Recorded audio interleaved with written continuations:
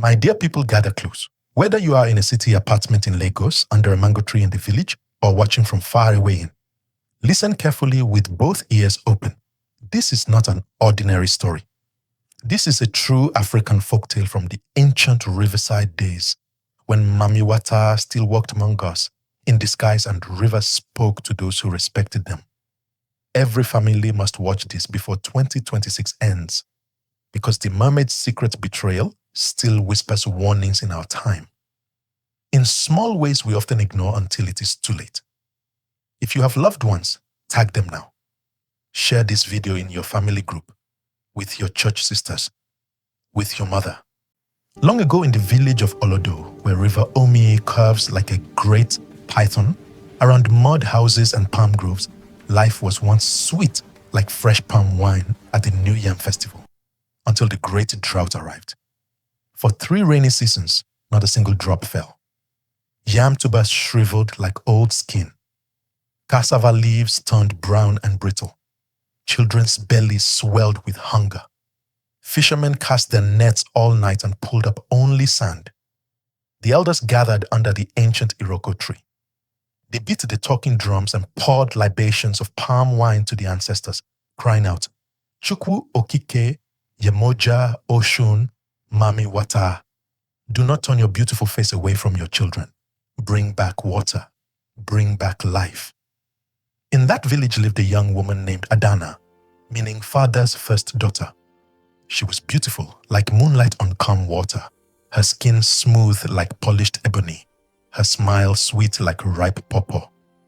Yet sorrow followed her closely. Her true mother had joined the ancestors when Adanna was still small. Her father, Papa Easy, a good and gentle fisherman, remarried a woman named Mama Ngozi, whose heart was hard like granite. Mama Ngozi brought 2 daughters of her own, Chiamaka and Ifeoma, who envied Adanna every single day. They called her Orphan Beauty behind her back, forced heavy loads onto her head, and made her fetch water from distant streams while they sat and plaited their hair. One evening, as the sun painted the river red like fresh blood, a stranger appeared at the edge of the village. He was tall like the Iroko tree, handsome like a carved royal stool, dressed in shimmering green cloth that moved like flowing water. His eyes were deep and dark like the bottom of the ocean. He spoke softly. "I have heard your river crying. I can make her sing again. Fish will leap into your canoes. Water will flow like an endless blessing. But I ask one price. The purest-hearted unmarried daughter of Olodo must become my wife." Mama Ngozi's eyes gleamed with greed. She whispered to her daughters, "Not you, my precious ones. Let the orphan girl go. She will save the village, and we will live richly without her shadow."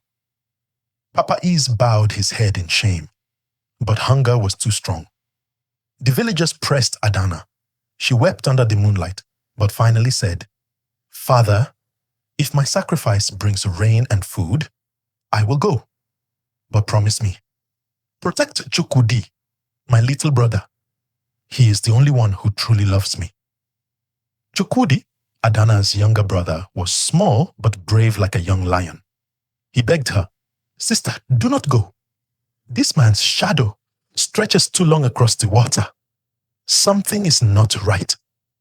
But Adanna held him close and replied, "Brother, remember the proverb. The river that forgets its source will dry up. My heart is pure. If the ancestors are with me, I will return." The wedding took place at midnight by the riverbank. There was no singing, no dancing, only silence and the soft whispers of the river. Torches flickered. Drummers beat a slow rhythm like a heartbeat. Prince Obina took Adanna's hand.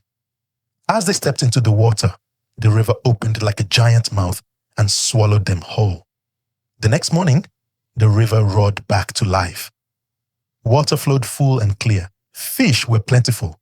Farms turned green overnight. The villagers danced and praised Mami Wata. "Thank you, Mother of Waters. You have heard our cry." But Adanna never returned. Weeks turned into months. Strange signs began to appear. Fishermen caught golden fish with human eyes that seemed to weep. Women who bathed at night returned speaking in whispers of underwater palaces.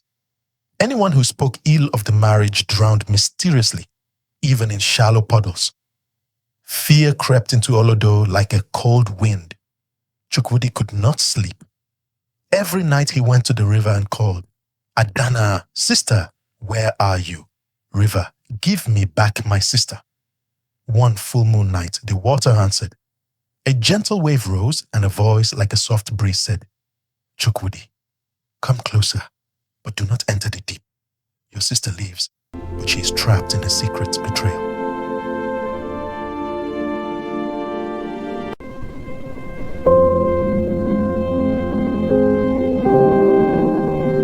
Then a vision opened like a dream. Adanna was alive in an underwater palace of coral, pearls, and glowing shells. She was a queen now, but her face was filled with sorrow. Her eyes begged for help. The vision revealed the deeper truth. Prince Obinna was no ordinary man. He was a son of Mami Wata, a Maman prince of the river realm.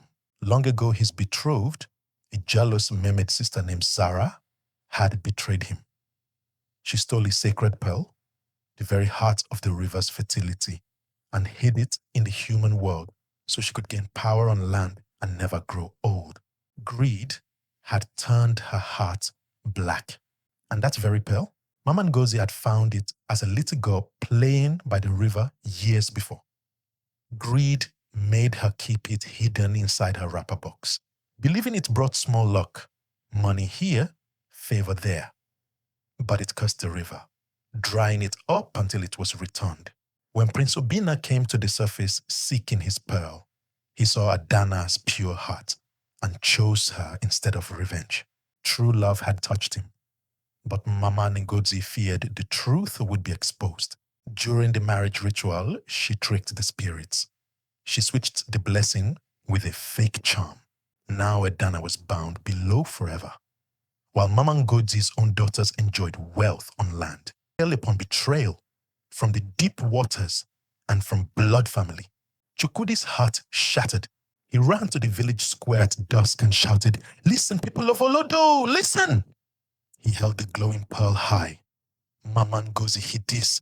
She betrayed Adanna. She betrayed the river. She betrayed Mami Wata herself. Mama Ngozi laughed cruelly. "Liar, you are mad with grief." But the river heard the truth. Thunder rolled. The water rose like an angry giant. Waves crashed into the square. A great flood dragged Mama Ngozi and her daughters under. They screamed, "Mercy! Mercy!" The river answered, "You took what was not yours. Now become part of what you curse it." They turned into silent water weeds, swaying forever in the current. Prince Obinna appeared on the bank. Half man, half shimmering scales. Adanna stepped out beside him. Beautiful, but changed, with the light of the river glowing in her eyes. She returned the pearl to him. Instantly, the river calmed. The water became sweet and fertile once more. Adanna embraced Chukwudi tightly. Tears mixed with river drops. "Brother, my heart remains with you, but I choose the water now, to guard honest families from greed. Tell them, never hide what belongs to the spirits. Pray for truth in your home." She kissed him goodbye and merged with the waves, becoming a guardian spirit. Prince Obinna bowed and said, "Balance is restored. Mami Wata forgives, but she does not forget." From that day, Olodo prospered for honest people. Fishermen greeted the river before casting their nets. "Good morning, Mother Water." No one forced marriages. No one hid secrets for personal gain. The village remembered the proverb, "The hand that hides evil will dry up like a river without its source." My people, that is the tale of the mermaid's secret betrayal. Greed blinds the eyes. Lies poison the blood. Betrayal from the closest person cuts deepest, like a knife from a family hand. But truth and sacrifice heal what greed destroys. The moral is clear. Family betrayal invites curses from the unseen world. Guard your heart. Honor truth. Respect the waters. Never bathe at night without greeting Mami Wata. Pray for your household before it is too late. He who sows wind reaps whirlwind. Pray with me now. Mami Wata, Yemoja, ancestors, protect my family from secret betrayal. Let truth flow like a river. Amen. If this story touched your spirit, like this video, share it with your family group, write "Protect our home" in the comments. Comment below, "Protect my family" or "I greet the river." Subscribe for more true African tales that will make you think twice before midnight. May the ancestors bless you. May the river never rise against you. Until our next moonlight story, thank you. Good night, and sleep with one eye open.